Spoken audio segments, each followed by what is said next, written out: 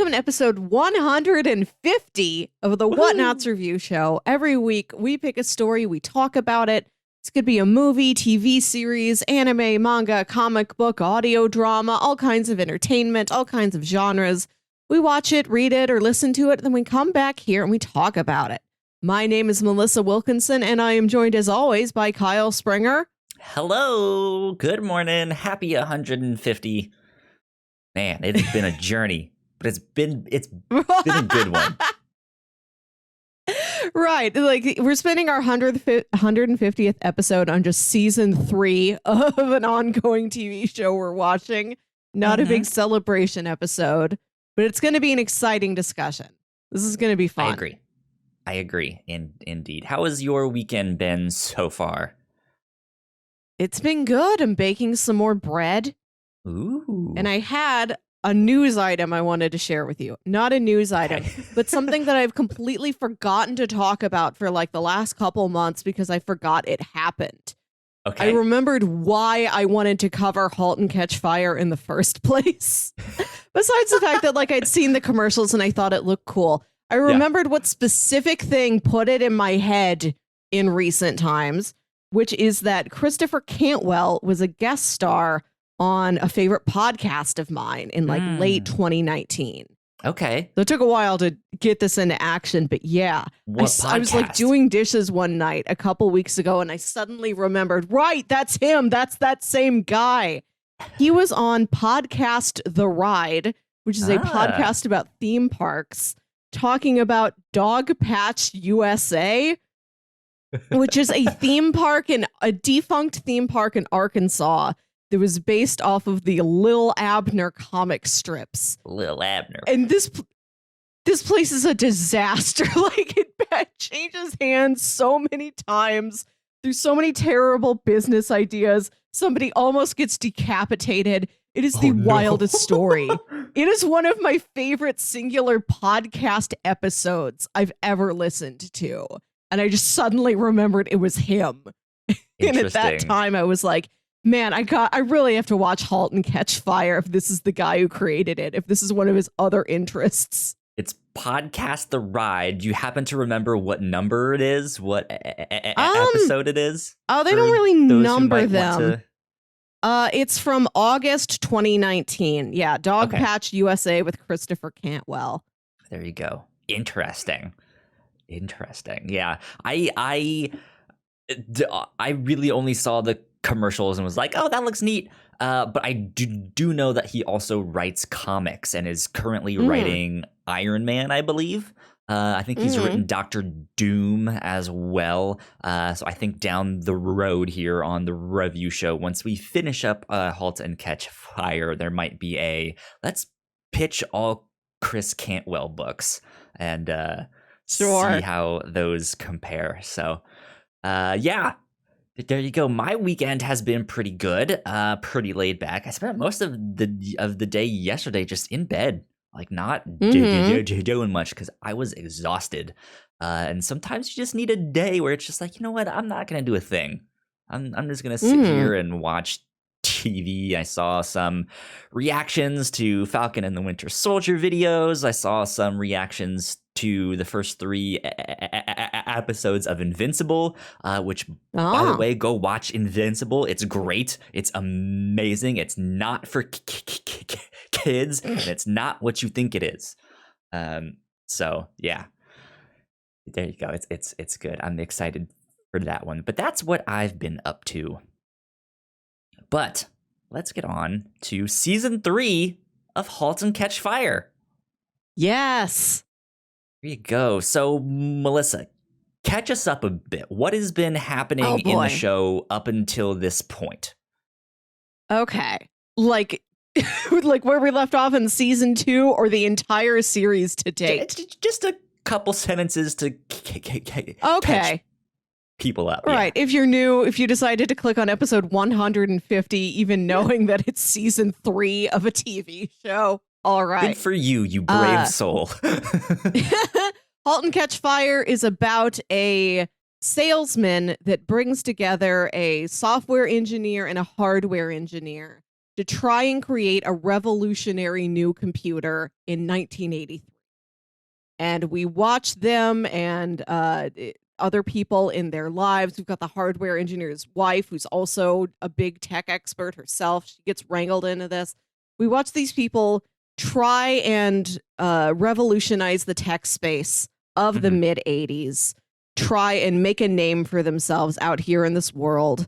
And the show is about just business ideas falling apart and personal relationships falling apart. Yep.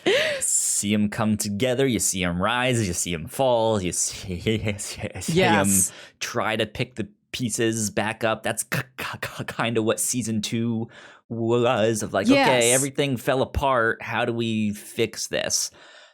But here we are in season 3.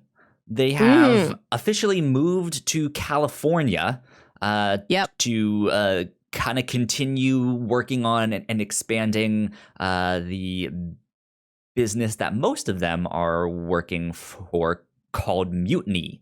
They are basically working on a chat application, like a live chat room kind of thing, but you have an avatar and stuff like that. Yeah, it's like they've made a proto Second Life for 1986. Yeah. And they are trying to transition it kind of not unbeknownst to them, but it was not their intention. But they are trying to transition it to more of an online marketplace. And they're trying to see how that goes. And if you couldn't guess by how we describe the show, it does not go well. So, that being said, in our last episode on this, I said that season 2 had like a little bit of a melancholy feel to it. Season 3, I think, is a lot more tense. It's got a more similar tone to season 1, I think, where you're more on the edge of your seat and you really don't know how things are going to play out. Interesting. Okay. I might disagree. I thought this, so I still think this show is really, really good. I thought this season was largely boring. Really? Yeah. It definitely picks up in the second half, but also in the second half of the show, like in the last quarter of the show, it also changes drastically. Yes.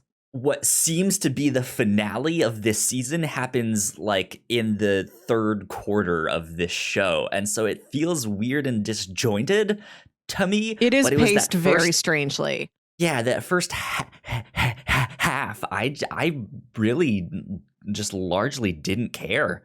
And I think part of that is because one of the main characters was almost a non-player in this. Yes. And to me, I think he's the fascinating one there. It's Joe McMillan.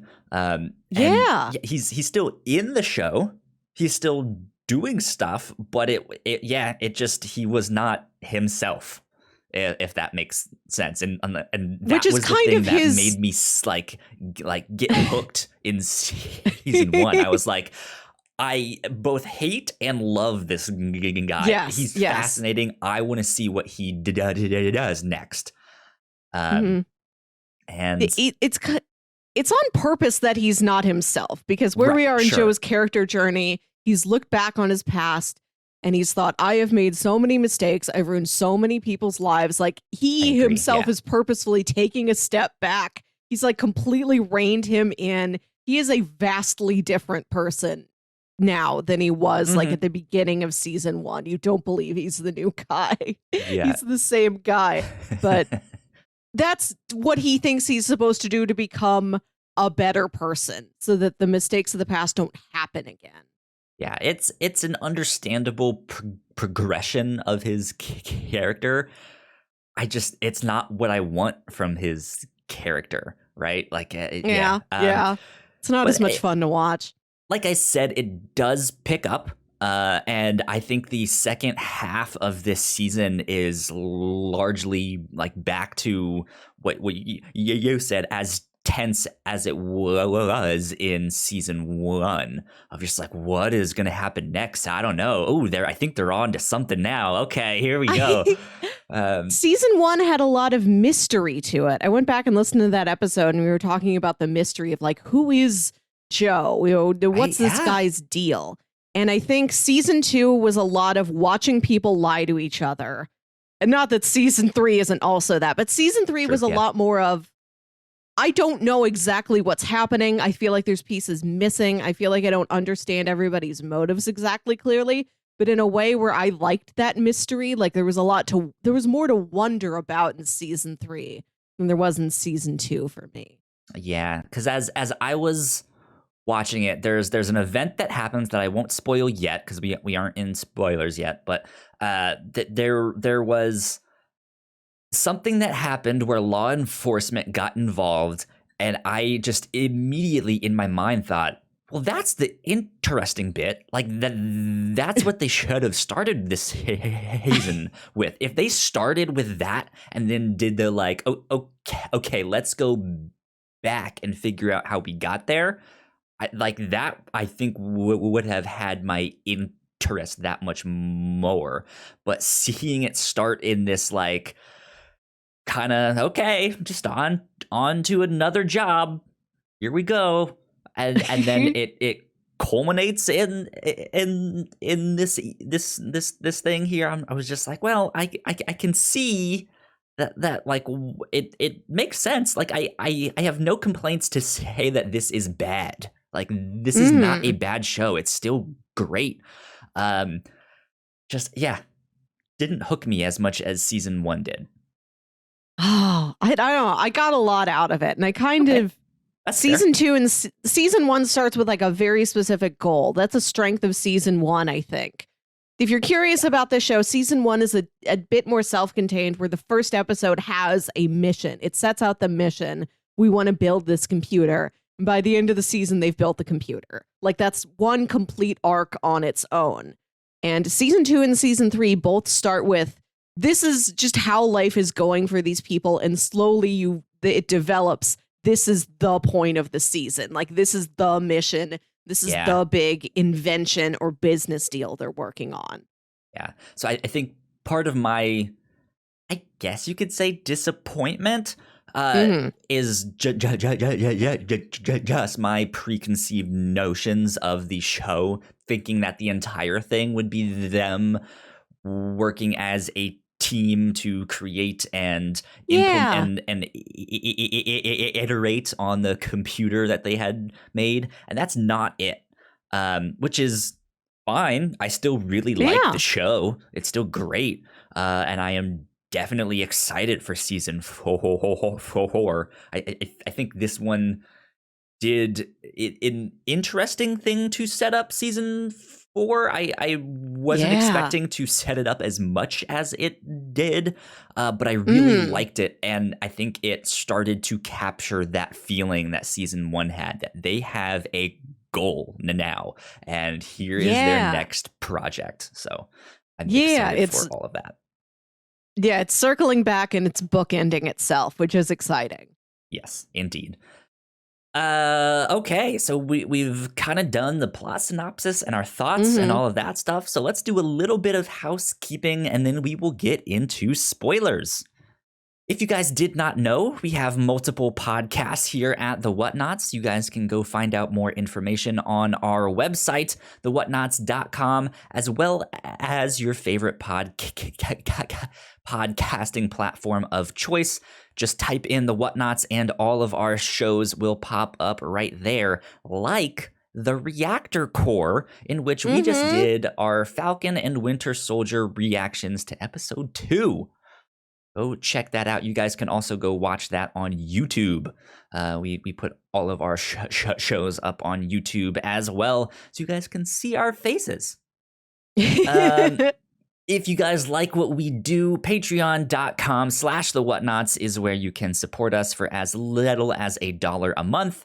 We have a $3 tier with all kinds of exclusive content, and a big shout out to our Patreon supporters at the $5 tier. So thank you, Sam, so much for supporting supporting us. Thanks, We love you a Sam. lot. It means a ton. Thank you so much. If you guys want to support us on Twitch, you guys can do that as well. Twitch.tv/the Whatnauts. We are usually there each Wednesday, Friday, and Sunday afternoon or night. We do one of our other podcasts live every Friday night, so you guys can go catch the Captain's Log at 9 p.m. Eastern Time. And if you guys like some video games, I started a Legend of Zelda Breath of the Wild playthrough last week, so I will be starting part 2 on this Sunday, which is I guess the day we're recording this, so it will already be out by time you hear this publicly, but you guys can go catch me there. I believe that is it though for housekeeping. So yeah, let's get on to spoilers. Bam, here we are, spoiler territory. Melissa, where do you want to start? Gosh, so much happened this season. There I got was a a lot lot that out of this happened. season. I feel like we should talk about 1986 before we move on to 1990, because 2 episodes from the end of the season just jumps forward 4 years and undoes a lot of the things we've just seen happen. Yeah. So, yeah. Mutiny is trying to stay afloat. They still they seem to be getting better at being a business, right? Yes. So they do seem to be good at that, and I think the big thing for them is they're trying to I guess pitch their business and get more investors and stuff like that so they can grow. But instead what they end up doing is buying out another company. Yeah. Called Swap Meet. Mm-hmm. Let's talk a little bit about Mutiny and Swap Meet and what's happening there. Man, Mutiny, what a journey it has been on. I want to say that the season starts and you get the sense that the gambles taken in season 2 have paid off. Mutiny is doing better since they've moved. The very first scene of the first episode is like the 100,000th Mutiny user celebration. They're at their new, bigger headquarters that isn't like some disastrous house filled with pizza crusts. They're having a big party. They have 100,000 users. Yeah, Donna and Gordon did set up that server. You see them in the basement working on the server. Part of moving to California was we're going to move to the server. We're going to set up a new business there in San Francisco where it's more of a tech hub.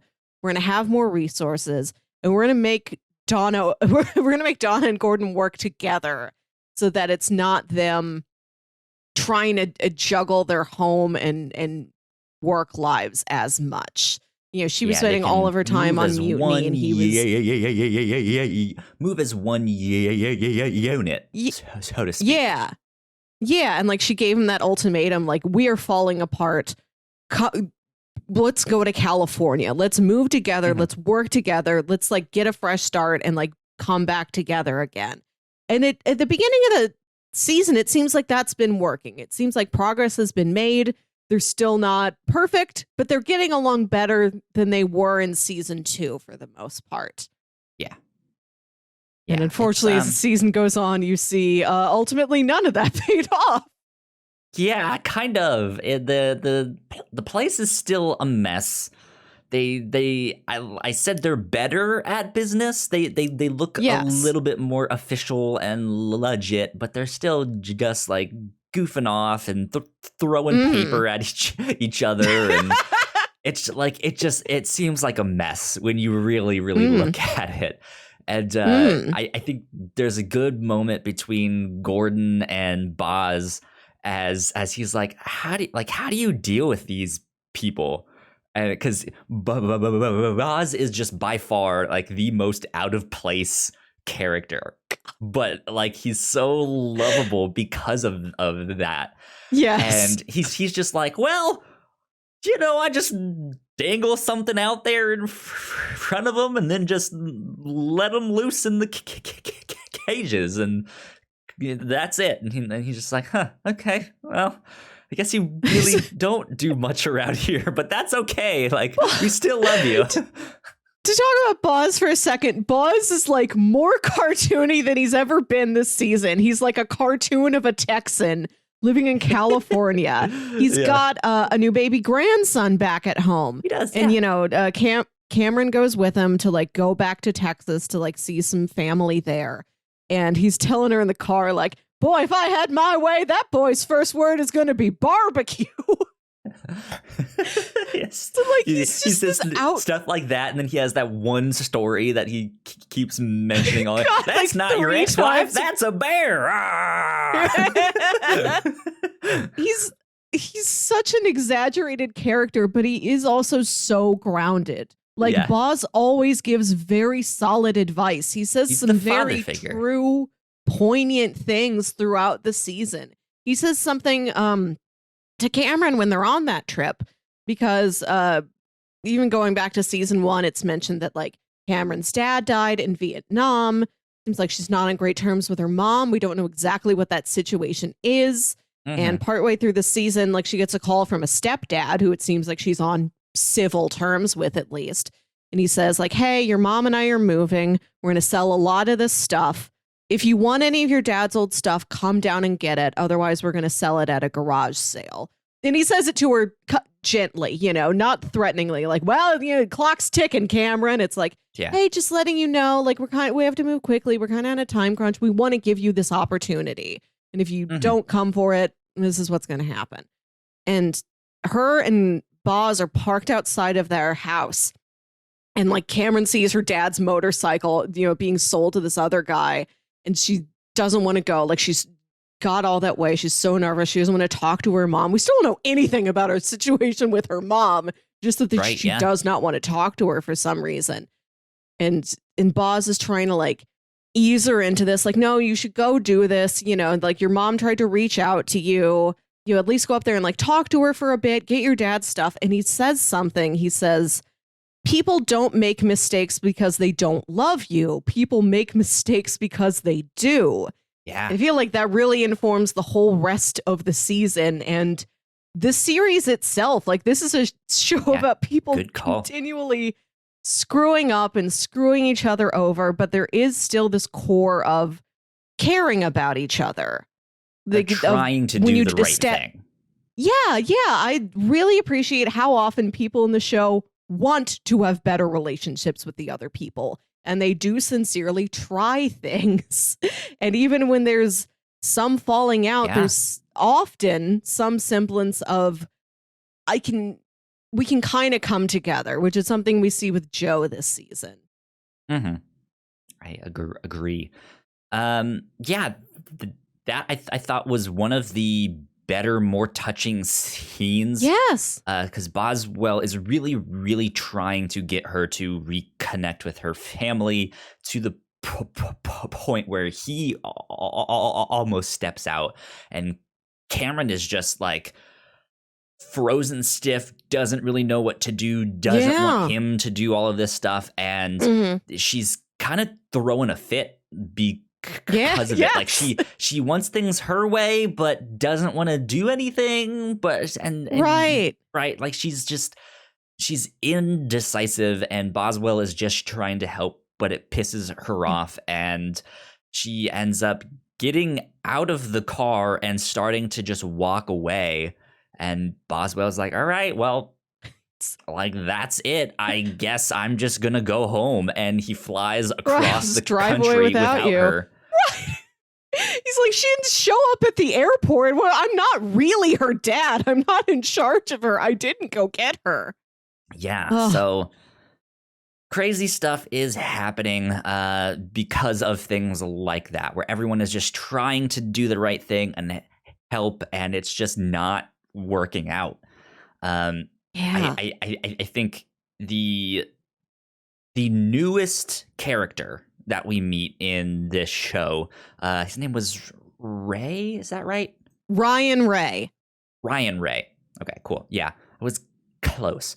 So I think also his name is Bosworth and not Boswell. You keep saying Boswell. Do I say feel like Boswell? Is it? Yeah, Bosworth? it's Bosworth. You guys know me. I'm terrible with names. It's okay. Nobody hardly Bosworth, uses his full name anyway. God damn it. Yeah. Fuck, okay. It's fine. Let's talk about Ryan. How'd you feel about Ryan? Call him Boz. Everyone calls him Boz. Right. Forget the well or how much he's worth. It's just Boz. It's just Boz. Yeah. So like we meet this new character, Ryan Ray. He is a new employee at Mutiny, and he's he seems to be one of the smarter people there, but at like being one of the smartest, he's also maybe one of the I'm not sure the right word, not necessarily eccentric, but just very particular about his stuff. He's very idealistic. He's very focused on his work, and he doesn't really goof off the way the other Mutiny employees do, who I'm sure also very intelligent, really know their stuff, but they're more of, we do what Cameron and Donna tell us to do.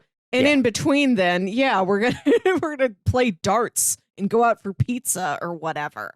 And Ryan's like, no, I've got an idea. Like, he really shows up with an idea to Donna and Cameron, tries to sell them on this. I love when he's drawing that whiteboard diagram. And it's like so bad at it. It's the worst. So he messy. Just keeps drawing the same line back and forth over and over again. And I love that the season ends with another bad whiteboard diagram. I love that little bookend.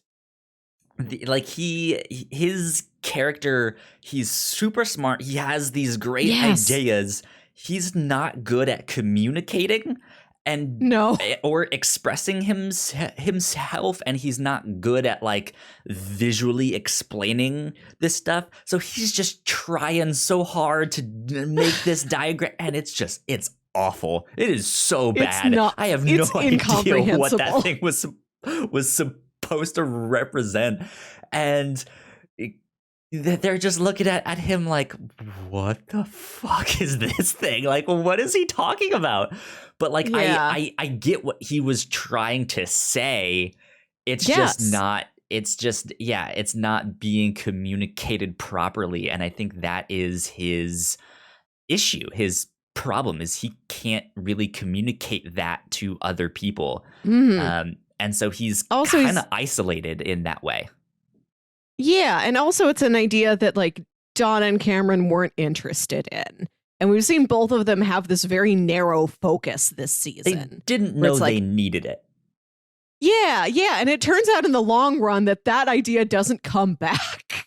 His idea about making these more secure private chat functions in Mutiny, no longer a thing after this first episode of the season. The narrative moves on.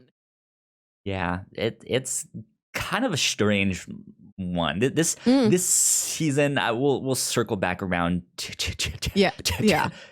this, but it felt very disjointed to me. I don't know the exact history of this show or stuff like that. Well, I'll just dive in right now. But like I feel like this may have been the show or this season when they learned they were being canceled, or like only had a fourth season to wrap things up, and then not like sure. maybe had to cut down some of their plans. I don't know how true that is, but that's kind of what it feels like, where they were like, okay, well, we kind of need to save all of our final season for this last idea that we had. We need to make that special. So we need to condense maybe these 3 or 4 other things into this one season now. But I don't know. Well, it's not until I'm talking about it now that I realize, that thing Ryan was talking about doesn't come back. There's certain things that were introduced previously in the show that I feel like would have played a larger part, and I feel weird that they're not. Like Joe's mom. it seems like it's the Yeah. end of season 1. Joe's going off to look for his mom. We think he's going to come back in season 2 and he's found her. And instead he's found Sarah out of nowhere and they don't talk about the mom anymore. In this season, once he briefly mentions, I forget who he's talking to, but he says, this is the city, now that he's in San Francisco, he says, this is the city where my mom lived and died. And the last time he was talking about his mom, we thought like she had left. She'd gone off somewhere and he didn't know whether she was alive or dead because he found out that his dad lied in saying that she was dead when really she just moved to the other side of the country. And it seemed like he was going to go find her. And like quietly at some point he has found out that she is dead. Like I'd like more about that. But then there's other things like Cameron's relationship with her mom that I feel like isn't a dangling plot thread. It just seems like something that's in her past and that door just hasn't been opened yet. There hasn't been a situation she's in with somebody else where she really needs to talk about exactly what her issue with her mom is. And maybe whatever specifically it is doesn't have that much weight. We just know that she doesn't have a great relationship with her mom, and maybe that's all we need to know. And to talk about the swap meet guys, there's a scene where she's talking to Craig, one of those two guys, the dark-haired one, and there's a shot of him where you can tell he's getting a crush on her. Like he's talking about how great her code is, and he's looking at her with this sense of awe in his face. You're wondering like, oh, does he have a crush on her? Like now that Tom's out this season, is this the new Tom? Is she going to have like a relationship with this guy? No, like she fires those guys and then she goes back to Texas and elopes with Tom. They just and that never one, show up again. Yeah. That I kind of like. Like that's not a dropped storyline. That's not a door that's not opened. That's just like you saw a branching pathway. Like you got to see a place where a character's life could have changed and didn't. Like Cameron just made different choices. And so anything that might have happened with this Craig guy just gets diverted. He's somewhere else. And like that part of the narrative I like. I do like how kind of all over the place this is sometimes. They really explore a lot of different cavities of these people's lives. And there's some things that they look at and then they don't get back to because they found something else that's just as fascinating. Right. Yeah. Yeah. So Mutiny ends up buying out this company called Swap Meet, and that's where we get Craig, and I don't remember the other guy's name. Doug. Doug's the other guy. Craig and Doug. Yeah, and they are this other like marketplace website, I guess, or application. I don't really know what to call it exactly. But they're much smaller. And they've already kind of built the groundwork and the foundation for what Mutiny wants to do, which is kind of why they buy them out. It wasn't their original plan, but they found them and was like, why don't we just buy these guys out and implement that into Mutiny? That makes sense. And yeah, there's some tension there with the like, hey, this is our company, it's our baby, we kind of want to leave the code exactly how it is, which means Mutiny will need to change this thing and that thing. And then Cameron is also like, well, this is my baby and I don't want to change this thing, so you need to fix your thing to match mine. And that is like one point of tension, but I think the real tension there comes between Donna and Cameron. That I think most of this season revolves around Donna and Cameron and the tension that they have between them.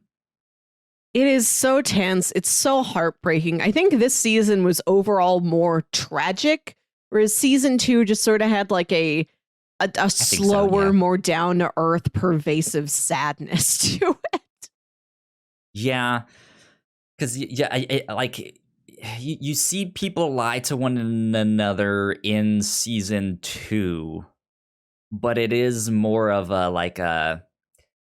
I'm not even sure the best way to explain it. They're making poor choices is maybe what season 2 is more so about, right? Where Gordon has the affair, and that is a big lie that is happening with that thing, but it's not about the lie per se. Yeah. Whereas yeah. this seems to focus more on like, okay, they lied and they've caught them in the lie. Yeah. And that's like they're playing one another against each other and right. and Which is stuff like that. just as sad in one way, but like feels more compelling, feels a little bit more thrilling to watch. There is a little bit more of a cat and mouse of like, oh, you did this one thing. I saw you do that one thing. So because I saw you do that one thing, I'm going to do this thing. Ha! Yes. Right. Yeah, and it seems petty. It's one of those shows where I just like, and I'm like, look, talk to one another. You're all adults. You are not, and then when they do talk, they don't talk about the things that they need to talk about, or like, it's just like, nah, like, dude, be an adult, do something, and move on if you need to. But you guys are just punishing yourselves by staying there. I think the most stressful scene in the whole season is when Donna's trying to throw the wedding party for Cameron and Tom, and then Cameron finds out that Donna is going to box her, like she's going to vote her out of this deal where they're thinking about going public, and Donna's like, great, we've got the interest in us, let's do this now, let's do this in like 3 months. And Cameron's like, no, I want to make and Cameron's like, no, I want to make a lot more improvements to the site. I want to make sure that we are truly worth this, that we are truly ready. Let's do this in like 2 years. Donna's like, no, like we can't guarantee the same level of interest in us in 2 years. We can't guarantee the same money in 2 years. We might be like spending money on improvements to get something that we're never going to get back out of it by that time. Let's go now. And so Donna's trying to like get every other like shareholder in the business, which is the Boz and Diane, their financial advisor, who's great. I really like Diane. Yeah, she was wonderful. I love how Diane is one of the most emotionally competent characters this season. Like, she's way more keyed into the emotions at Mutiny than either Donna or Cameron are. Like, she's the one who's like, I see what you guys are doing. You should calm down. And it's not even in like a motherly way that you would kind of expect from someone who's so in tune to those emotions. It is a like strictly business standpoint. Like, look, I'm a veteran in this. Like, I know what you guys are up to. I know how this goes. It is not good. So fix it. Yes. Yeah. And like they have that meeting where like everything, they're all yelling at each other and somebody's like, okay, we're going to stop this here and we're going to come back tomorrow when we've all rested. And Cameron's like, no, I'm not living under these conditions anymore. We are deciding this tonight, which is what the narrative needs. Like it needs this breaking point. Like we can't just let everything fester and slowly like bubble over anymore. She's like, even if it's against me, well, let's make the choice tonight. I'm not living under these conditions anymore. Heartbreaking to see everybody vote against her, because I think the story does a great job of making sure you know that Donna and Cameron both see the good points in each other's ideas. They both have things they like about each other. They want to like each other. They try to work things through. They make sincere efforts. But they're both very stubborn. They're uncompromising. Nobody even brings up, okay, what if it's not 3 months and what if it's not 2 years? What if it's 1 year? Could we do 1 year? Could we implement some of these changes Cameron wants? No, it's Donna's idea or Cameron's idea. Unedited. No third version. Gordon doesn't have a better idea. Nobody does. Yeah. God, it's so stressful. So like they vote. Because here's the thing about it. When Joe betrayed Cameron in season 1 about the Giant, when they take her special software out of the Giant so that it can sell cheaper, he does that in front of her. He does it impersonally in a way that's good that he does it impersonally. And what he tells her is, this is what is right for the machine. Like, we've all been working on making the Giant a new computer on the market.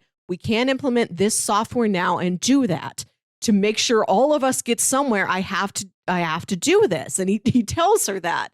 Whereas Donna this season doesn't like completely does it behind Cameron's back, which I think is the most painful part of it. Like she doesn't even talk to her about it before she like tries to launch this thing on her. And they both take it so personally. Like both of them are throwing their marriages at each other.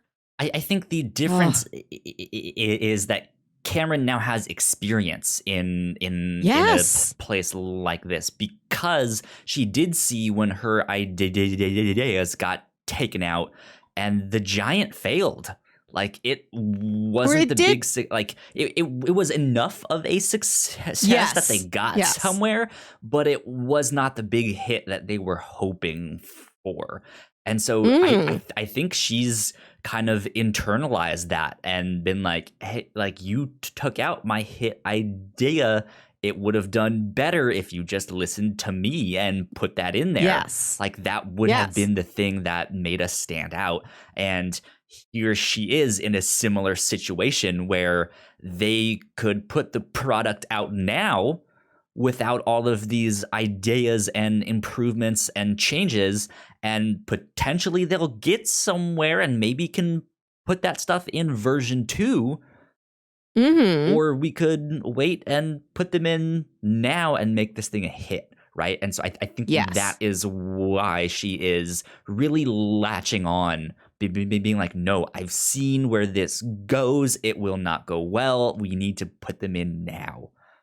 And just being stubborn of just like, I'm not going to let go. It needs to be my way.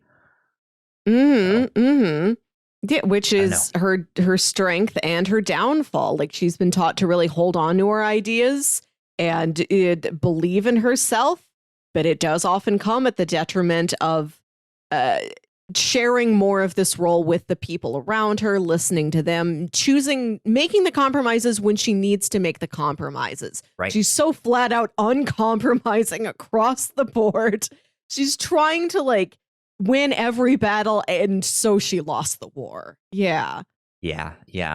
Stinks to see her character, but let's circle back around. Oh, go ahead. No, I'm just saying that like, and then when we get that flash forward, we see that the mutiny did fall apart, and we don't know anything. We don't know specifically what happened.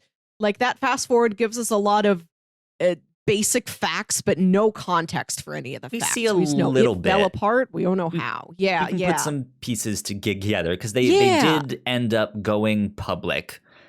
Their stock was not as big as they were hoping. It was not as big of a hit. No one really took it serious.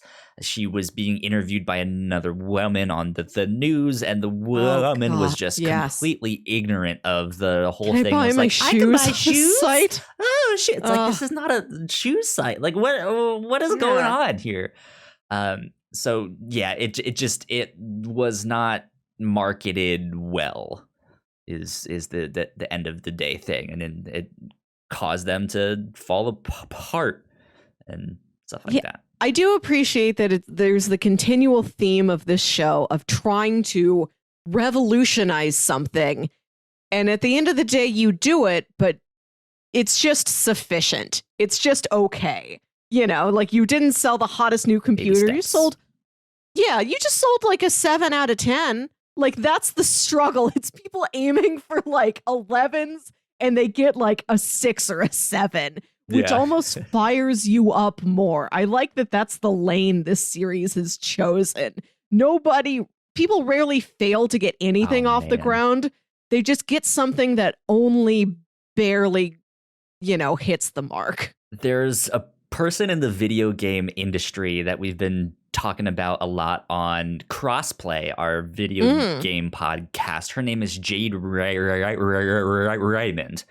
and she is a veteran in the industry. She's launched and created games like Assassin's Creed and stuff like that. And she has bounced around a couple places. And she was at one point working on a Star Wars game that a lot of people were super excited about. And then just out of the blue, the like publisher was like, you know what? We are canceling that game and we're closing that studio. And it was just like, this is something everyone wanted. What are you doing? Like, that was money in the bank. And then she went on to work for Google Google Stadia, trying to develop games for them. And just within the past like 2 months, Google shut down their games development studio. So now she's out of a job again. And it kind of came out that like Google didn't really understand the time and money and all of that stuff that it really took to make these games. And so, yeah, she has now started up her own studio to make a new game. But when she put out this like message of like, hey, this is what I'm doing. I have this new studio. I'm working on an exclusive IP for Sony. It could have easily sounded like this, like, man, I guess I just have to start another studio and work on yet another game that won't be out for like 3 or 4 years, and that's gonna suck. And I'm so like, she was like, I am ready to fucking go. Like, let me make a game. I want to make something great. And so, yeah, it is this thing where it's like she has this like hit after hit that's just like, this sucks. And she's still just like put me in right now. Like, I'm fired up. I need to go and make something. So I'm excited for that same reason for season 4, because I think they are just like, I want to make something that is like the big hit success that is like revolutionary, right? So, you know. I did want to circle back around to Ryan Ray, because we mentioned him and then kind of didn't go anywhere with that. And he is kind of the big first half of the show. Yes. That the show kind of focuses on him. He's almost like the character, but not. Like, I don't necessarily relate to him exactly, but he's a fresh start, right? And he's a lot like experiencing them. Yeah, he is a fresh start to these characters. He's new to all these people, and he reminds us a lot of the way some of these characters were in season 1. Like, he is kind of an amalgamation of season 1 Cameron and season 1 Gordon. Exactly. Yeah. And he's an interesting character. He doesn't really know where to fit in.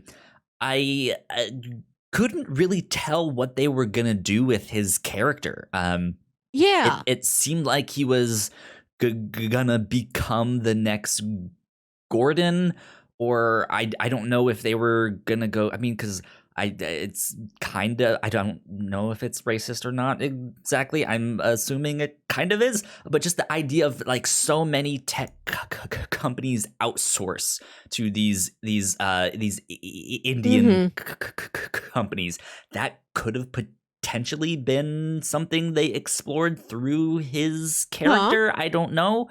I'm glad they did not, but I didn't know what they were gonna do with him, because he seemed like a Gordon, but then he had ideas like Joe, and he was kind of moody like Cameron, and and he starts working at Mutiny, and we get some interactions with him and everybody over there at Mutiny.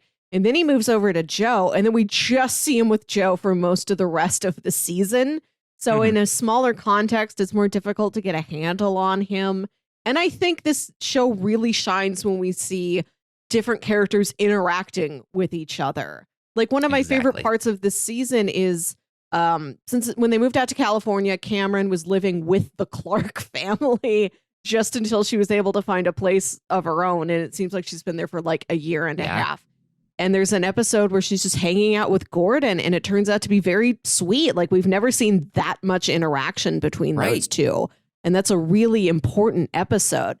And unfortunately, just with the way it's all about different people's businesses and careers, like some paths just can't cross over as much as I wish they would. So yeah, Ryan just gets stuck in the Joe lane for most of this season.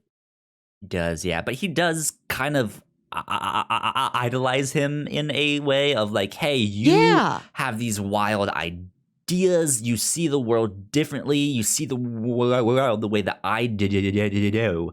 And so he takes this project that Joe is starting to work on, and he takes it to heart and is just like, we need to make this thing the best thing that it can be. I'll be honest, I don't really know or understand what they were working on. The NSF net, it seemed like it looks like they were of like government intranet. Yes. They're trying to, which is something that Joe's antivirus software company like has a contract with. Like they do antivirus stuff for the government, and they've sort of accessed this intranet thing that they have. And it looks like Joe and Ryan are working on expanding that, commercializing that, because it exists only for like military bases and universities to share information. What if more computers could connect with one another and share information? We're shadowing. But yeah, and it's like you said, I think season 3 is more tragic because you see the way Ryan takes this new mission and this new project, and he takes it to heart so much that when Joe is being Joe and just completely switches gears and is like, okay, so, something else. Now we need to go do this one thing and make this move.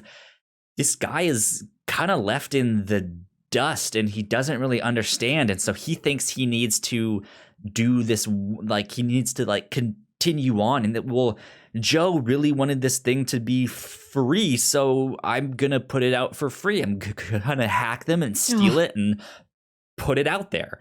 And Joe had a plan for this whole thing. He just hadn't told Ryan yet what it was because of the circumstances. Yeah, and part of it is that like legally they can't talk to each other. Right. For a period of time. Like it can't be seen that Ryan and Joe have been working on something. Right. Yeah. So he's just kind of left and Ryan makes a decision and Joe is just like, what the fuck? Like, why? Yeah. Why would you do that? And it's so touching that he's not that angry. He's just like, oh no, Ryan, that was the wrong move. Yeah, it's not a like pissed off what the fuck. It's like, oh, you poor thing, what the fuck? Like this is not your good. Own life. Yeah, you just ruined your life. I'll make it out of this. I'll be fine. But oh, you poor kid. Yeah. But he recognizes the danger in what he did. He's like, look, dude, you're a criminal. Now, you're gonna have to run from the FBI for the rest of your life. And I think at the end of the day, it becomes more and more tragic as Ryan ends up committing suicide. And this is the event that I was talking about at the start of like, if they started with this thing of the FBI knocking on Joe's door and they are like, did we'd like to come in. Do you know what happened to Ryan? And him being like, no, he was here last night. He must have left. And he was like and like he looks out he looks at his room. He's like, why is it so cold? And he sees that his back door is open, and of course he lives in like the penthouse, suite up on some skyscraper, and so he instantly puts it together that this kid jumped. And I think starting like I don't even need to know who the kid is yet. If they had started with that Joe was with someone who ended up committing suicide, I would have been like, okay, tell me more. I need to know what happened. Like, what the hell did Joe do? Right. And then and then we go back like, all right, 6 months earlier, and we see Ryan working at Mutiny, and then he's like, I don't really fit in here and all this stuff. Joe, ooh, starry-eyed, you know, like I'm like, the lore of Joe. Right? Like, I think that story would have hooked me more.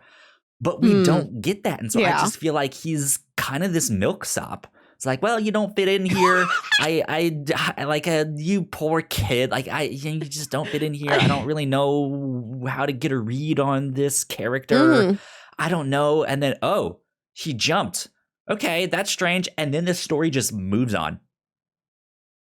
It's like Ryan is still felt after that happened. I think it's just a situation where what's done is done. Like, nobody can really do anything else. And I think, I don't know how the season would have played out if they would have keyed us into that at the beginning, if they would have teased that at the beginning. And then we're watching for Joe to do something, because ultimately Joe blames himself, but it wasn't his fault. Right. Ryan acted of his own accord, and he jumps because he feels like his back is against the wall. Joe gave him options, and Ryan just didn't like those options. He didn't want to live those options. Yeah. And I don't totally buy that Ryan wouldn't want to live to see this future he's been trying to create. Because I think Joe tells him, like, we can still do this idea. It's just more complicated now. You might have to go to jail, but I think you would only go to jail for like 3 years. And then maybe like after that, we can reconvene. We can get back to this. We can still make it happen. Or he's like, I can give you $50,000 and drive you to the bus station, and you can go out there in the world, and like, we'll separate here. We'll separate our paths, but like, I can still find a way to keep working on this. Yeah, I felt sad. Like, I didn't totally get that he was like, I don't want to see how either of those play out. I'm just going to jump off of Joe's balcony. I think it felt like a rash decision, but I think it made sense for what the character is going through, right? He is a young, starry-eyed kid. He seems to be living in a more like college-style house, like maybe a more young professional one, but still like his roommate seems to be like the college guy. Like, how was the party? And he was like, I don't know what happened. He's like, well, what does that mean? I think that mixed with his introduction to the business world, and he has these big ideas and how he puts Joe on this pedestal. I think he starts to see how cutthroat the business world is. And so I think he was able to see that what he did was a mistake. And just this idea of like, I'm young, I don't understand it exactly, but I know it's cutthroat. I fucked up and screwed up somehow. There's no way for me to fix this. The FBI is after me. Like a young kid being like, the FBI is after me. Yeah, that's scary. Like I can absolutely see him wanting to just like, I'm done. Right, but it still sucks, and it's still just like this big gut punch of like, oh shit, that's what happened. Yeah. Oh no, like this is not good, and not good for Joe. And like Joe's apartment has been its own Chekhov's gun the entire season, and you didn't see it coming. They're always talking on balconies, looking over the railings, and that's an interesting point. I do want to talk a little bit more about Joe, because when we started to talk about Ryan, we do mention that he kind of experienced them, right? I think a good way to put Joe especially, but I think this season in general, is that they're all forces of nature. Yes. Right? In season 1, Joe is this force of nature. He is unstoppable. He is mysterious. He is this powerhouse. And he kind of grabs people up in this big whirlwind. Yeah, he's a tornado of Joe. a man. Right. Just a tornado in a suit. Yeah, exactly. And then season 2, the storm has calmed down, but we're seeing the fallout of like this natural disaster that is Joe. Right. And he's that thing when you like spin around really fast and you're really dizzy and you're just like, oh, what is going on? And that is Joe in season 2, like especially in that scene where he's like, it wasn't me, I didn't hack you. Like he's just like, I don't know what's happening, but it wasn't me, I swear. Right. Like he's just a mess.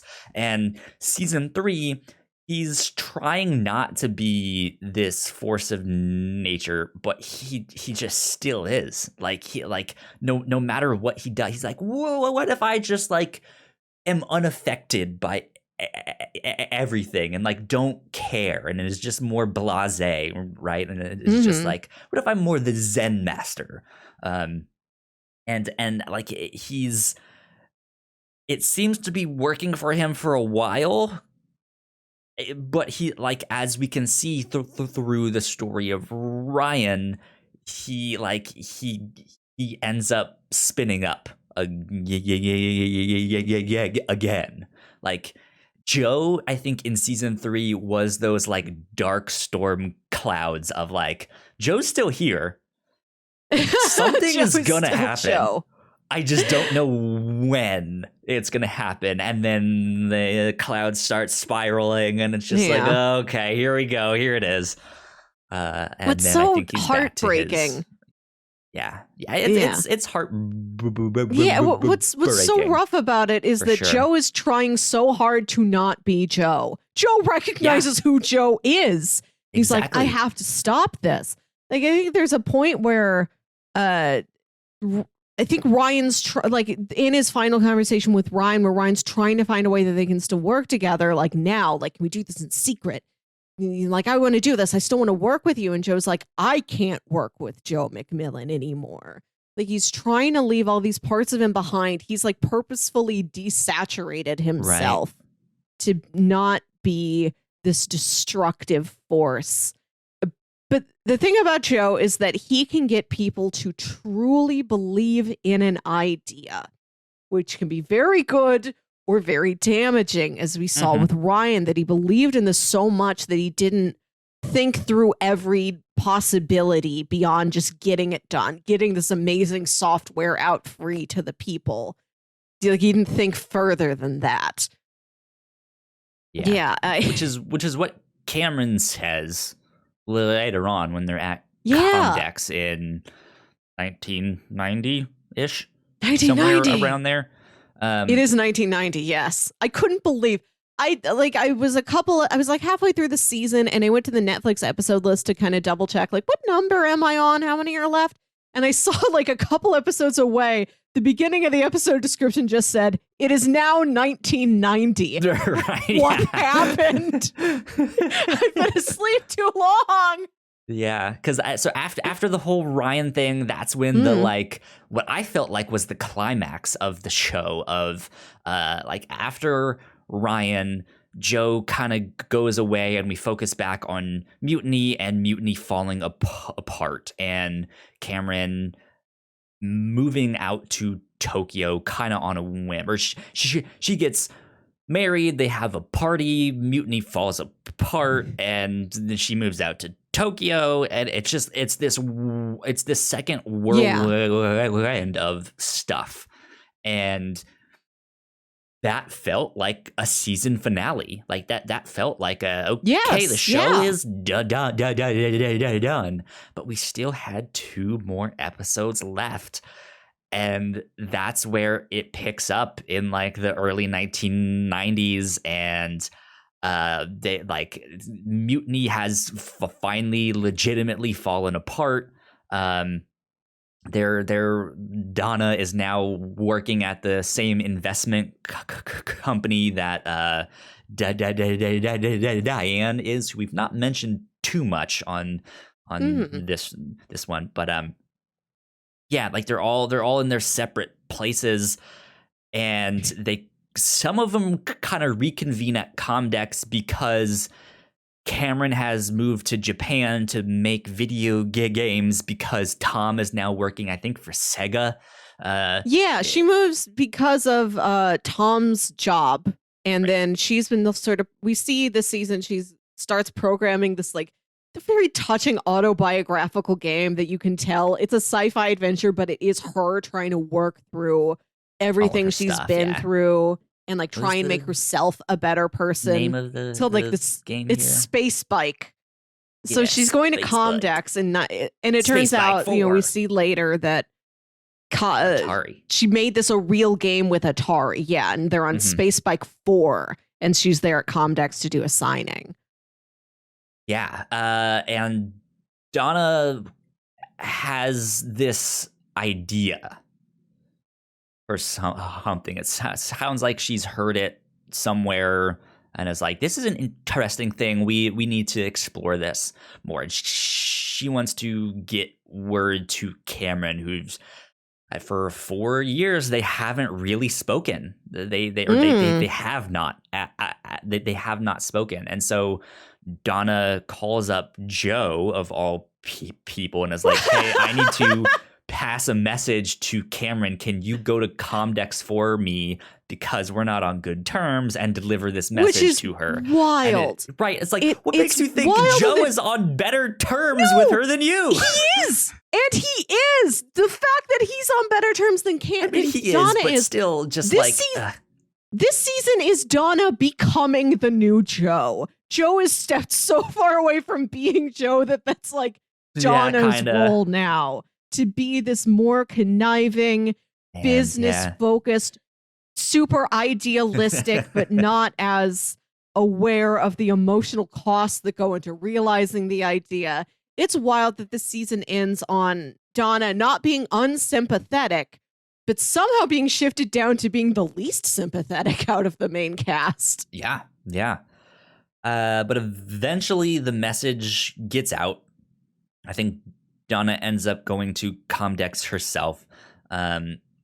Joe and Cameron reconnect, and that's when she has this moment with him of like, hey, like you're one of the few people out there who is this revolutionary, who can actually make real change. And the way you do that is by bringing people together. Which is why I really wasn't feeling this season, because like without necessarily saying that, we knew that from season 1, from the get-go of season 1. Like, this is who Joe was. And for like a season and a half, that's not who Joe has been. Like, that's basically at least a third of the show so far. Joe has not been himself. And so I'm kind of being like, just get me back normal Joe. I want regular Joe. Normal Joe's not good though. I would like to see him get to like, who is the best version of season 1 Joe that could be. See, I am excited that the season ends. I want him to be a sleazeball. Just make the shit happen. Because he doesn't want to be that person anymore. He's taken such serious strides to not be that person anymore. He's trying to be more gentle. I love that when we first see Joe this season, he's got glasses and a beard and he looks kind of like Gordon. But see, we've not talked about Gordon enough also. Right, yeah. I think the difference is that him trying to not be that person is how he got to where he is now, where he's not really, like, he's just a pushover. Like, he's not, his board of directors basically runs the company. He just is a yes man for them. Like, he's like, I don't like that version of Joe. And yes, I guess the idealized final form version of Joe, the Charizard of Joe, right, Charizard Joe. He like is this like nicer person. He gets along with them, but he still is this brilliant business man that can do all of this stuff. I mean, I'm not a businessman, so I don't know exactly how all of that works, but in my mind, I imagine if you need to be really good at business, you cannot be nice. Like, you have to be a cutthroat. And so uh, that's why I'm kind of hoping in season 4 he gets back to season 1 Joe, where he just like, look, I know how to make this fucking happen, and I will be this conniving, like I will go behind people's backs and do this thing, but we will make it, and we will make something special. I don't want him to be I'll take him being calculating. I'll take him being a little sneaky, being that smooth, slick guy. But I think all of these people have learned, let's not connive anymore. This isn't good. Like, we need to be more open. Right. I think I hope that season 4 is, we're going to follow some of the same arc as season 1 again. And that's how it ends. We've got Joe, Cameron, and Gordon hunched over a computer in a basement with a hole in the ceiling because Joe and Tom got into a fight and Joe fell through the floor. It's great. But I like that that's how it ends, and I want to see that happen. I want season 4 to be everybody's all on something together.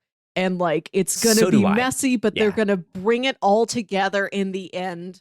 I really hope that this ends with everybody being on good terms with each other. I'd rather them be on good terms than be successful. I don't want them to win by tearing each other apart again. I don't think the show would end well if they are all on great terms, but I don't think it would end well if they were all on bad terms, right? I think the relationships have obviously changed. The dynamics have changed. The characters have grown. I think they will end up coming together. I think it's more so like, hey, I don't like you, but I'm willing to work with you. And they'll somehow get to a point where that is possible. Yes.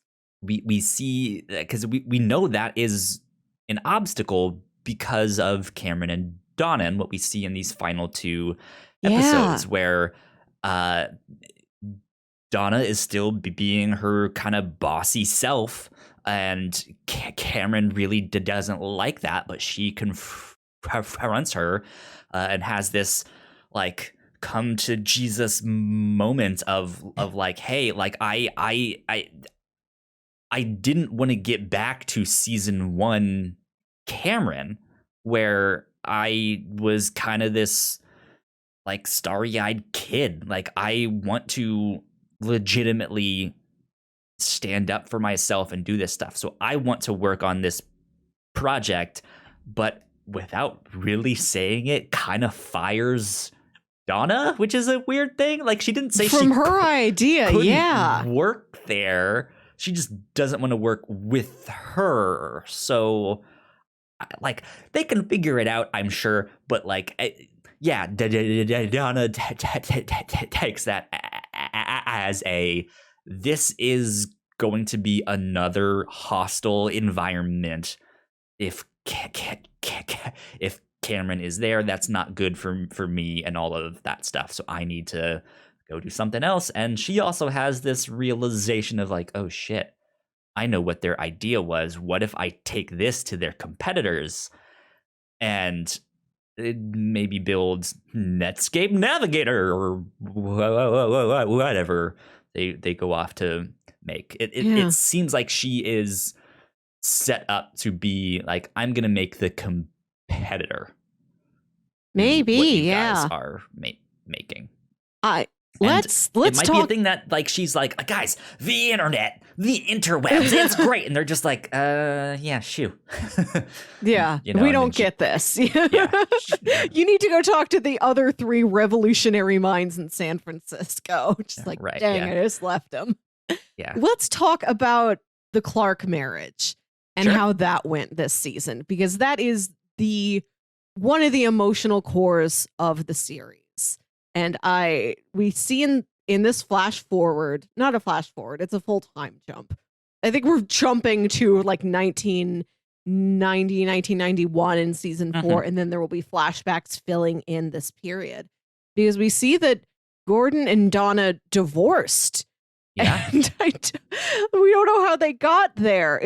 That was I asked myself partway through this season, like, what is your win condition for the series? What is the one thing you really need to have happen? And like, I need Gordon and Donna to be able to make it. Like, there's so much love in their relationship. They have so many problems, but they've got this very true core of love for each other, devotion to each other. You know, like they've got an excellent rapport when they really get going. I'm like, I need to see that come out on top to best every other problem that they have. Yeah. It seems that for now that they don't. But at least it's weirdly comforting that when Joe shows up to that meeting, he's talking to Donna, he's like, I was so sorry to hear that you two divorced. Like, Joe feels the same way I do. Like, they couldn't make it. Gordon and Donna can't make it. What's going to happen to the rest of us? Love isn't real if Gordon and Donna don't make it. Because they ended season 2 on such a rough point, but with the hope that we're going to get to California and things are going to be better. And they are largely better. They are divorced, but they seem to be on good terms, right? And it seems like at least terms that are understanding of where they're at, and they seem to be happy and fine. And I loved the confrontation in the bar. That was great, where the guy introduces them to one another, and they just have this immediately secret I mean, not a secret conversation, but just immediately have the chemistry, and the guy is sitting there like, I'm in the middle of something here. I don't understand what's going on. And it seemed like they were flirting with each other in that, and was about to go home with one another. So I really hope that is what this turns out to be, that they get divorced and then they realize we're not happier this way. Yes, which I think is what they are going for. That's been hanging over our heads since episode 1. We've known this could be an option on the table, is that they get divorced, and maybe they've done it and they're like, we have a connection with each other that can never be broken, and maybe that is stronger. We tried this. Maybe this isn't the solution. Maybe staying together and continuing to work through the problems is the solution. Yeah. There's one of my favorite episodes this season is the one where I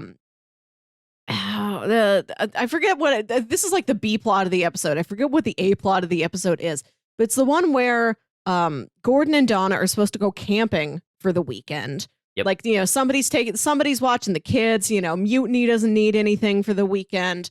They're going to go camping, and Donna forgets something, like they don't have all the equipment. They're like, you know what? Let's just stay home. Oh, it's it's whenever the weekend is that Cameron goes to Texas. So they're like, we have the house to ourselves. This hasn't happened in forever. Let's just have a staycation.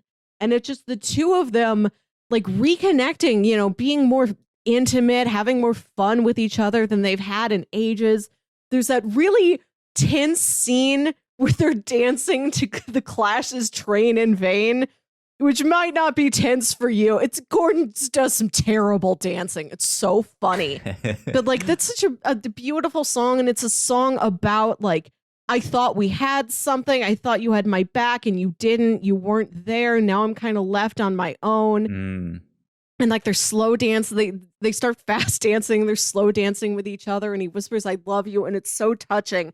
But you've got that sword hanging over your head of how much secrets there were in season 2. Donna's abortion did not come back up this season. I don't know.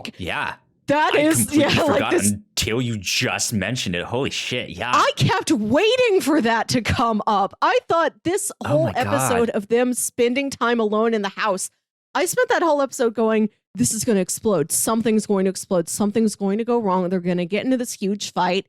And it was the instead, what affair happens that they bring back up. Like, it was one night, Yeah. Donna, and like that was the awkward moment with that. Yeah, and there's nothing. And what's about wild is that her it was side. Gordon that brought it up, because he says, I think that when you look at me, all you're going to see is that adultery. Like, Donna, it doesn't seem like that's on her mind as much as it is on Gordon's mind. Like, he is still haunted by the fact that he did that. Yeah. But I spent that whole episode expecting them to get into this huge fight, and instead it's just this very subtle thing where, like, they're lying in bed. Like, we had sex twice in one day. Who haven't done that since the Ford administration? And Donna says, I'm so happy. They know the president who when they, like, that's how bad it is. I love that it, like, at the beginning of the episode where they're like, oh, what if we don't go camping? What if we stay here? And Gordon says, how about you go get that strappy little piece of lingerie that I bought you for Easter? Like, this is such a horny marriage that he buys. Jesus rising from the dead. I've bought you some sexy lingerie. I love that's how horny this marriage is, that like every holiday is a lingerie holiday. But they're in bed and she says, I'm so happy we didn't go camping. Just like, I gotta tell you, Gordon, I don't like camping. I've never gotten the point of it. This feels like insanity to me. You know that phrase about how like insanity is doing the same thing over and over again and expecting a different result? I never end up getting anything out of camping. And you just see this like shift in his face. And then, you know, they were talking about, oh, when we get up in the morning, let's drive to this old restaurant that we used to go to when we were in college. We'll spend the day together before the girls get home. And she wakes up the next day and he's just like quietly making breakfast, like, hey, you know, the kids will be home for a while, so I thought we shouldn't go. Maybe another time. And I'm just going to go back in my closet and work on my ham radio. Like, something has so subtly, so quietly just like broken in him. It's the fact that he realized they are trying to do the same things over and over again. And she says it. It's like, that's insane. Like, that won't work. And I mean, she's not talking about their relationship.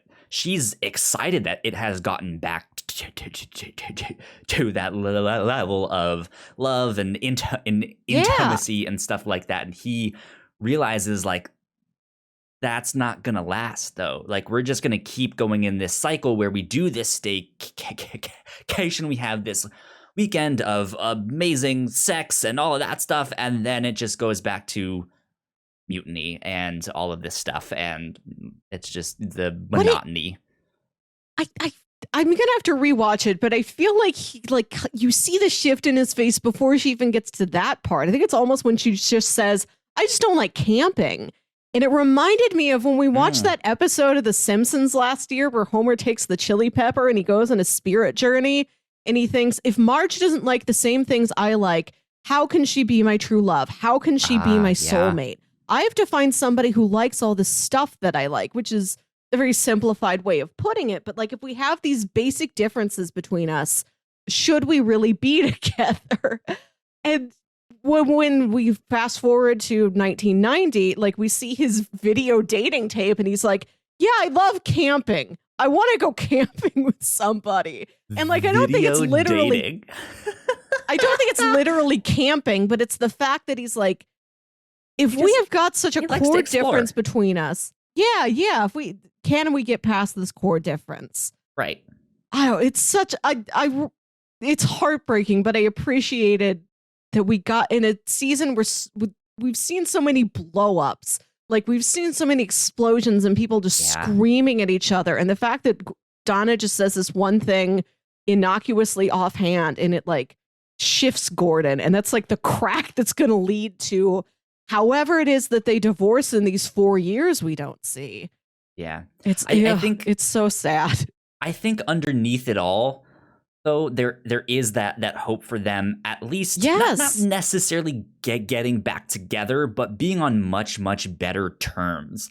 Because, like I said, there's that one scene at the bar where they are very obviously flirting with one another. And then there's the scene when she comes to pick up the retainer or whatever it was that they get. One of the girls left her retainer at Gordon's house. Yeah. Yeah. And so like they sit down and have some wine, and they end up talking, and then they broach the awkward question of like, so how's your sex life? And Gordon is like trying to find a diplomatic way to not really say anything, and so he's like, I'm doing okay, know, and you can tell he's lying of like he really hasn't had sex in quite a while, probably, and then he asks her something similar and gets up and does something, but you can just see it in her face that she was like hoping that maybe she would invite her upstairs or something, and she's just like, well, I guess tonight was not my night. Yeah. And then like, instead he's like something there. Yeah, and instead he's like, hey, I met a guy who I think you might get along with. I hope that's not weird. But you said you're single. I know he's single, which is saying, yeah, sad, but also very sweet that he still has her best interests at heart. Like they still want to do right by each other, no matter what. Yeah. So they like there's still something there. They just have to figure out what that is and how to cultivate it. So. And before we close out, I also want to talk a little bit about Gordon and his relationship with Joe. Because there's a scene at the beginning of this season where like he gets high with all the mutiny coders and he's like telling them about Joe like it's a campfire spooky tale. I love that Joe is like, gather round, children, for the legend of Joe. As much as Joe is trying not to be this person, trying so hard, Joe is still like a boogeyman to people who have met him. They're like, they get a chill up their spine. Like, you've worked with Joe McMillan and you're still alive. Yes, and all I got was this crappy t-shirt. He tells the coders, when you're in that guy's thrall, you feel like the most important person in the world, which is true. And it's got some element of sincerity to it because we've seen that Joe really does appreciate the people that have been in his life. I think it's fascinating that he never wants to close out the connection he has with anybody. Like you see him kind of come back to Cameron, because at the end of the season he says he's in love with Cameron, but there's an element of even if things ended badly, he wishes he could get back to these people who he has shared a connection with. Joe is never the one who severs ties with anybody. Everybody does it to Joe. The only time he kind of does do it is when Gordon's in this deposition trying to sue Joe for Macmillan Utility, this antivirus software. This was my creation. I started it. And he's like on video. And then Joe storms into this room in the law firm. And he's like, Gordon, I will offer you. I agree. Yes, I took some of this idea from you. I'll offer you 30% of my company, 40, 50, 60, 70, however much you want. Just come work with me. And he keeps rising the amount, like all of this money Gordon's going to get. And then Gordon just says, I don't want to work with you, Joe. And Joe's like, well, that's it. And you can see that what he did is less out of bitterness and more out of like a care for Gordon, where he's like, if Gordon doesn't want to work with me, how can I ask him to? Like, I care about this guy. And if he doesn't care about me, I'm going to respect that. And that's why I didn't reach out to him. And to see those two kind of come back and get on each other's better sides this season. Oh, I like it. I like the friendship that those two have, that they're kind of each other's only friends out there in the world sometimes. And Joe is so concerned about Gordon. Like when Gordon mentions that he's sick, and then he like gets a phone call and he's like, oh God, I have to run off to Mutiny. They really need my help. Nobody's around. And Joe's like, no.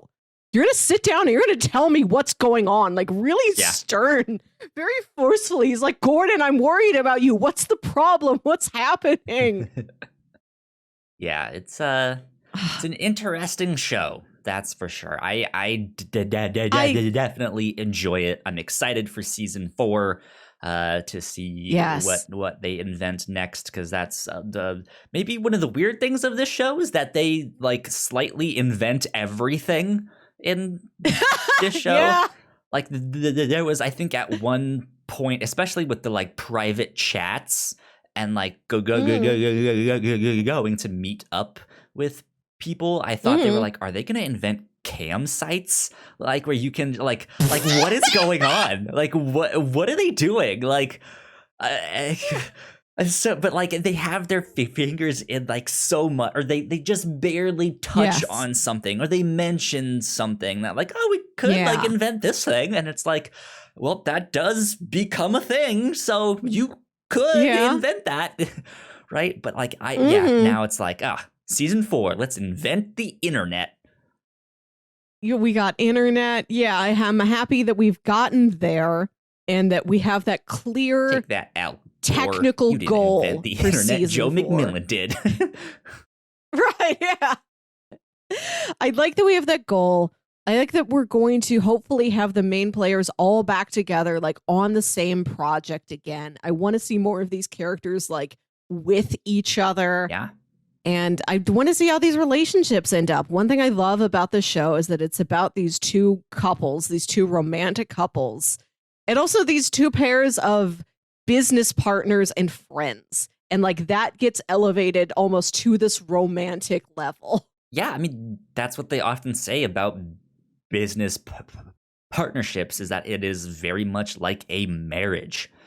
And we can also see that none of these characters really have a great marriage. So probably like equates to bad business partnerships. Everything's the same. Like personal relationships and business relationships are all like muddled together. Like it's just all on one level for these people. Here's one of my hopes for season 4. I hope we get to see more of Diane. That was her name, right? Yes. I hope they don't do what they did with Sarah or with Ryan, where they're just in it for one and done. I want her to come back and do all that stuff. And I think I've seen a cast photo with her in it. I think that like main picture that you see still has her in the thing, and I think that is from season 4. So hopefully we get to see more of her and Boz. Yeah, I do. I love that Boz is pretty much retired. Yeah, he's pretty much retired, and he's got this boat, and he names the boat SVP of Sales. If I could have a minute to shout out just very tiny great moments throughout the season, such as Boz getting Joni a robo butler for her birthday. And he's like, it's a robo butler. He's so excited about the robo butler. The scene where Gordon takes the coders laser tag. Yeah. He takes them to a laser tag arena and they're all covered in Dayglow paint and Yo-Yo just has his name painted on his head. And it's so funny because they're so bad and they don't know what to do. They don't understand, like, well, can we hack it and win that way? Like, they're just like, no, you idiots. Like, be Rambo. Be the, like, you guys love Rambo and Star Wars and Terminator. Be the main character in those. She just like, let's go. And he like hops the thing and he has this like wild man moment. Great scene. And it just like, I get it. Like, let's just go nuts. It's shot so beautifully. That so entire episode was gorgeous. Yeah, it was good. It's also the one where like Joe runs into Boz and Diane at a party and he's in front of this like below ground bar that is a window that looks out like into the pool. It's gorgeous. So many good set pieces in that one episode. And I love that the laser tag scene ends on a freeze frame, a victorious freeze frame of Gordon from the late 80s. Yeah, just it stops there. I love that it's the middle of the episode. I've seen an episode end on a freeze frame, but I've never seen just a scene in the middle end on a freeze man, it was so good. It's so funny. There's so many great like tiny oh my god, when they go to Comdex and those guys with the printer are back again and they've got all these lighters and they just pile lighters into their pockets, and when the guy mutters like, she took so many, and then like Cam and Joe are playing that lighter game, so good. And then you don't think about the lighters anymore after that scene until like 2 scenes later when Joe pulls, I counted 16 lighters out of his pockets. That's a return to like chaotic season 1 Joe that I want. This is what I want out of season 4. I want more of the physical destruction that happens in this show. That's one of my favorite motifs, is how often something is physically broken. Yeah. I think it's entertaining. I want Joe to like break something or set something on fire in season 4. Give me more real fire, literal fire. Yeah. The last thing that I don't necessarily want or need in season 4, but like kind of miss, is the like surreal moments. Like, remember when Gordon in season 1 was looking for the Cabbage Patch doll and someone dies? Yes. Because of the power line hitting the, and he's just like staring at the thing, like, what? Like, and he's just like, what is going on? Is this even real life? And like, that is just gone from the show. And I like that, like, strangeness. Yeah, we had a little bit less of that this season than we had in the previous. We had none of it. I do hope. Yeah, we had some, I hope like, we get back physical to that. comedy good moments, and we but did nothing have that was surreal of like, what is going on? The closest we got is when Donna has taken acid and she's lying in the backyard of Diane's vineyard vacation house, and we're watching what we think is a real scene of like Cameron has come up there to try and reconcile with Donna, and then we find out that Donna was just having like a hallucination. And it's so touching. It's so touching that that's what Donna hallucinates, just having a sincere conversation with Cameron where they both reconcile and agree to do better. Yeah. Oh, well. One can hope. One can dream. Yeah. Let's see. That is about it for season 3 of Halt and Catch Fire. We will be back next month with season 4. We'll record that at the end of April. However, we will still be here next week, chugging along on the review show. So don't miss out on that, because it's going to be episode 151. So Melissa, what are we doing for 151? We're watching Pokemon the first movie. Yeah.